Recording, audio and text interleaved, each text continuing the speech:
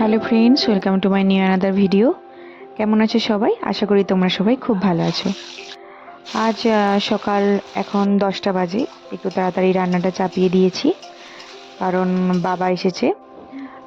তো বাবা আমাদের সাথে দেখা করতে এসেছে কারণ আজকে আমরা চলে যাব ঝাড়খণ্ড, আমি আর বর। আজকে রাত্রে 11টার সময় ট্রেন রয়েছে মেছেদা থেকে। তো সেই জন্য তাড়াতাড়ি রান্নাটা করে নিচ্ছি। আর আজকে দুপুরের লাঞ্চের জন্য যে মেনুগুলো হবে সেটা হচ্ছে তোমার দেশি মুরগির মাংস, যেটা এখন করছি, আর রয়েছে তোমার শাক ভাজা, পটল ভাজা, বড়ি ভাজা, আর পোস্ত দিয়ে আলু ভাজা, আর আনারসের চাটনি রয়েছে, আর মিষ্টি দই যেমন হয় সেগুলো আর কি।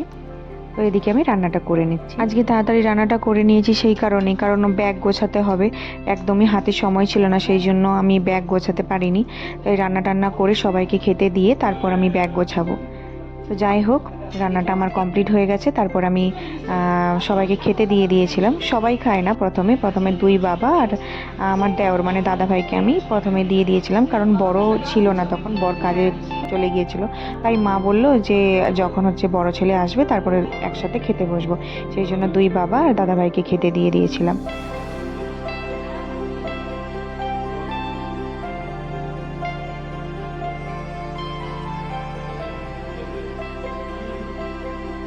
তারপর বিকেলবেলায় ব্যাগ ট্যাগ গুছিয়ে নিয়েছিলাম, তারপরে এই যে বেরিয়ে পড়েছি। 8টার সময় লাস্ট বাস ছিল, তাই 8টার সময় বেরিয়ে পড়েছি। আমাদের ট্রেনে যে মানে স্টেশনে যে অনেকক্ষণ বসেও থাকতে হবে। তো আমরা ঝাড়খণ্ড যখন যাই তখন আমাদের মেছেদা হয়েই, আমরা যখন ঝাড়খণ্ড থেকে ওয়েস্ট বেঙ্গল আসি তখন ট্রেনটা খড়গপুরে দাঁড়ায়, সাঁতরাগাছি আর হাওড়াতে গিয়েই লাস্ট স্টপেজ। কিন্তু যখন হচ্ছে মানে আমরা যাই তখন মেছেদা হয়েই যাই, মেছেদাতে তখন ট্রেনটা দাঁড়ায়, কিন্তু আসার সময় মেছেদাতে ট্রেনটা দাঁড়ায় না, সেই জন্য আমাদেরকে খড়গপুরেই নামতে হয়।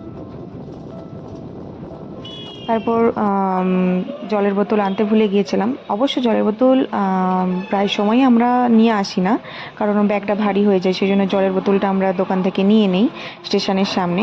তারপর আইসক্রিম আর মিও আমার থেকে দুটো পেস্ট্রি নিয়ে নিয়েছিলাম ট্রেনে বসে খাবো বলে। রাত্রে ট্রেনে উঠেই ওই পেস্ট্রিটাই খেয়ে নিয়েছিলাম, আর আইসক্রিমটা তো গলে যাবে বলে সঙ্গে সঙ্গে খেয়ে নিয়েছিলাম। রাত্রে সেরকম ভারী কিছু ডিনার করি না। যাই হোক, প্রচণ্ড গরমও ছিল তাই আর খাই না।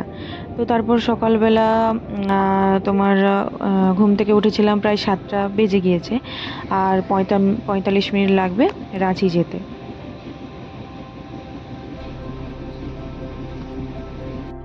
তো রাঁচি স্টেশনে চলে এসেছি। তো আজকের ভিডিও কেমন লাগলো তোমরা অবশ্যই কমেন্ট করে জানাবে। ভিডিওগুলো ভালো লেগে থাকলে লাইক, শেয়ার অ্যান্ড সাবস্ক্রাইব করে দিও। সবাইকে টাটা।